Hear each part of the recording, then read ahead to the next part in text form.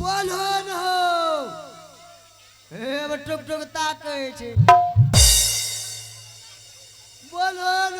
अरे बताओ कि तुम शादी ब्याह वाला मंत्र पढ़ रहा है कि श्राद्ध वाला मंत्र पढ़ रहा है? रुको रुको बाबू ओकरा ने उठैयो। तुम भी शादी करवा रहा है कि मेरा श्राद्ध करवा रहा है? ओ तो ये श्राद्ध वाला मंत्र है। ये मंत्र श्राद्ध वाला है। हुजूर ये मंत्र को छोड़िए। हाँ चलिए अगली बार जैसे जैसे पढ़ेंगे वैसे वैसे आप मंत्र को पढ़िए। ठीक है। तो जी महाराज सबसे पहले आप बोलिए सरकालो खटिया जरा लगे बोलो न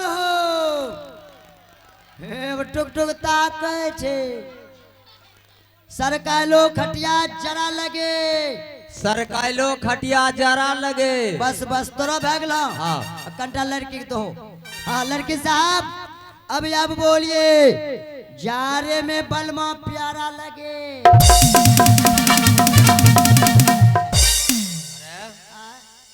बताओ कि मंत्र तुम कौन पंडित जी से सीखा है? बाबू कौन पत्रा का ये मंत्र है? ये हमें पंडित जी से मंत्र नहीं सीखने चाहिए तब बाबू ये मंत्र हमें नेट पर सीखने चाहिए। बेहुदा कहेगा ये सब शादी ब्याह वाला मंत्र सिखा है। ओ तो तोरा ये मंत्र बढ़िया नहीं लगला? बढ़िया क्या लगेगा? बढ़िया मंत्र रहेगा तब नहीं बढ़िया लगेगा। ले मंत्र बढ़िया की लगता हूँ। क्या हुआ? हे गे इन्हें सुन। हाँ बोल। सबसे पहले बता तो सब खोली के नन रख लेंगे। हे रे इन्हें सुन कथी खोलबो? सिंदूर के ढक्कन गे। आओ ऐसे न बोल तो कैसे खोली रख? बताइए बाबू जब तक सिंदूर का ढक्कन नहीं खोलेगा तब तक इसमें मंत्र पेश नहीं होगा। हाँ ये कोई मदारी का खेल नहीं ये शादी ब्याह का खेल। चलिए जी महाराज चलिए सिंदूर का ढक्कन खुल गया। हाँ ढक्कन तो खुल गया।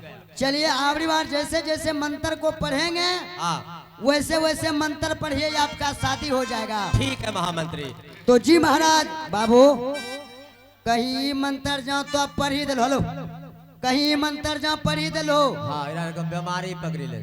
तो बाबू तोरा खाली पेटे होता। अच्छा ये मंत्र पढ़ने के बाद लड़का होगा? हाँ ठीक है पढ़ लेंगे। तो जी महाराज आखिरी बार बोलिए कभी चित कभी पाठ बोलो न हे अब टुक टुक ताकै कभी चित कभी पाठ। कभी चित कभी पाठ। बस बस तोरा भै गेलो। हाँ। कंटा लड़की के तो हाँ लड़की साहब अब आप बोलिए सैया ने मारे सटा सा।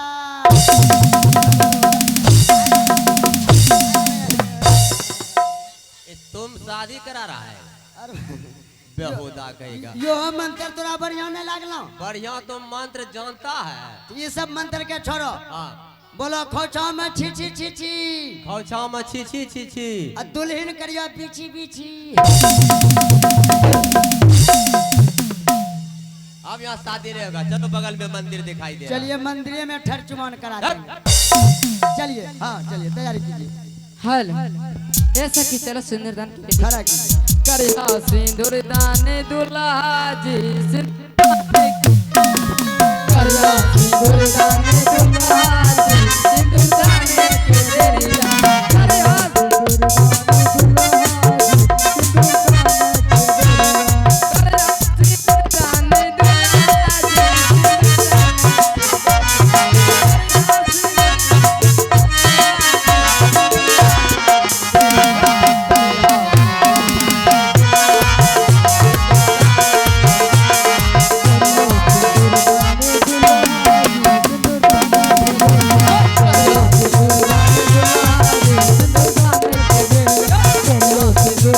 दुल्हा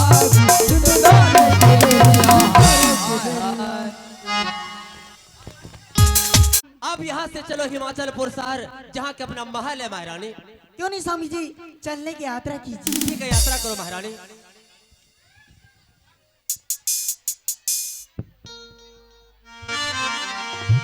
अहो या चलिए ये हो भाई।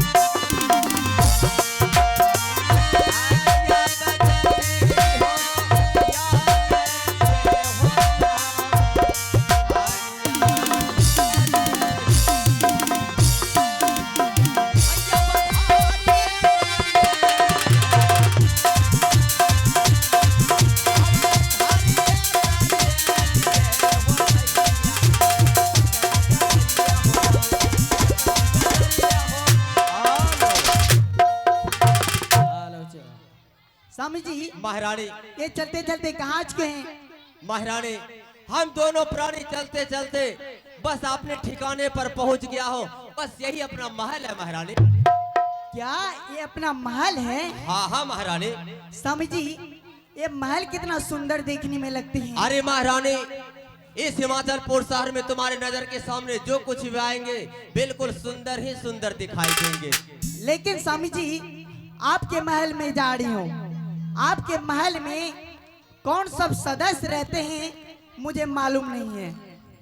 हाँ महारानी। स्वामी जी आप बताने के लिए चाहते हैं आपके महल में कौन सब सदस्य रहते हैं? अरे महारानी ये कुछ देर पहले रास्ते में सब कुछ बतला देना चाहते हैं, लेकिन क्या करूं महारानी, शादी के खुशी में सब कुछ मैं अपने दिल से खो बैठा। ठीक है महारानी तुम साइड में खड़ी हो जाओ और इस राज के बारे में, इस महल के बारे में तुम्हें सब कुछ डिटेल में समझा रहा हूँ, लेकिन विस्तार पूर्वक। क्यों नहीं स्वामी जी? महारानी ये हिमाचलपुर शहर और हमारे पिताश्री का नाम राजा हिमाचल सिंह था और हम दो भाई थे। बड़े भाई का नाम नील था और मेरा नाम कमल है। भैया का काम था नित्य प्रतिदिन पिताश्री का सेवा करना और मेरा काम था पढ़ाई के जगह दारू शराब पीना और मुन्नेवाई के कोठे पर जाना। ये बात हमारे भैया और पिताजी को पता चल गया कि कमलराज पढ़ाई के जगह दारू शराब पीता है और मुन्नेवाई के कोठे पर जाता है। वो लोग धीरे धीरे पैसा देना बंद कर दिया और मुझे दारू शराब के बिना जिंदा रहना हराम हो गया। बस एक दिन आवेश में आकर इन्हीं हाथों से पिताजी की हत्या कर दी। ऐसा मुझे नहीं करना चाहिए था, लेकिन मैं जो कुछ भी किया हूँ इस संपत्ति के लिए किया हूँ। मैं सोचा कि पिताजी को खत्म कर देता हूँ। हत्या के अंजाम बड़े भैया नील को फंसाकर इस रात से 14 बरस के लिए वनवास कर देता हूँ। इस हिमाचलपुर शहर में इस उंगली को मैं जिधर घुमाना चाहूंगा इस उंगली के सहारे पूरे परजागन घूमेंगे। लेकिन महारानी वैसा करके दिखाया, लेकिन जिस दिन जिस समय मेरा भैया इस राज को छोड़कर जाने के लिए बस एक कदम आगे बढ़ाया, उसके साथ में देवी समान भाभी माँ भी जा रही थी।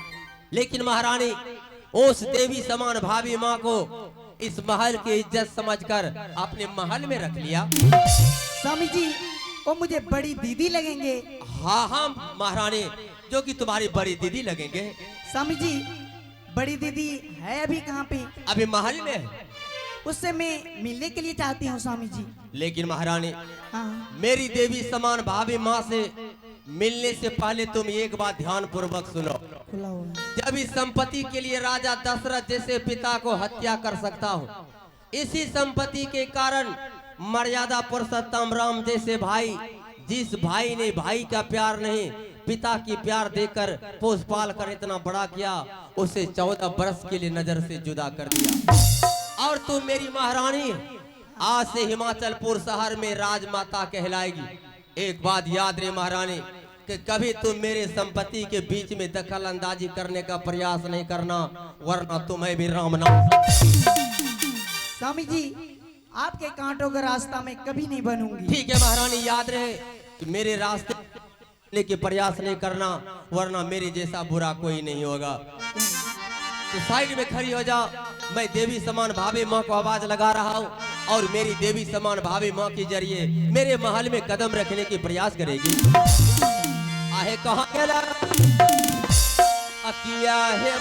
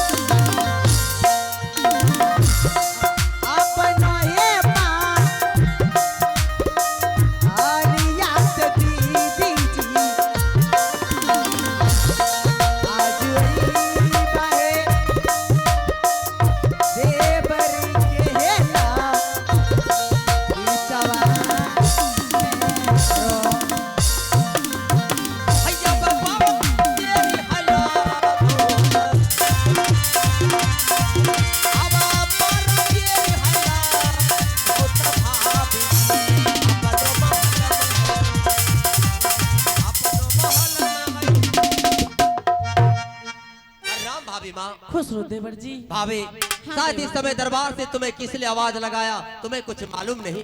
मुझे कुछ मालूम नहीं देवर जी। इस समय दरबार में बुलाने का कारण इस प्रकार है कि मैं शादी करके आया हूँ। क्या तुम शादी भी कर लिया? हाँ हाँ भाभी। देखिए देवर जी, मुझे एक पल भी नहीं बताया। हाँ भाभी, इन सब बातों को छोड़ो। तुम्हारी छोटी बहन बहुत देर पहले से तुम्हारे प्यार कर रही है, उसे महल ले जाने की प्रयास करो। ठीक है देवर जी। और महारानी, अभी से कुछ देर पहले जिस देवी समान भाभी माँ के बारे में तुम्हें सब कुछ डिटेल में समझाया, क्यों नहीं? यही मेरी देवी समान भाभी माँ है।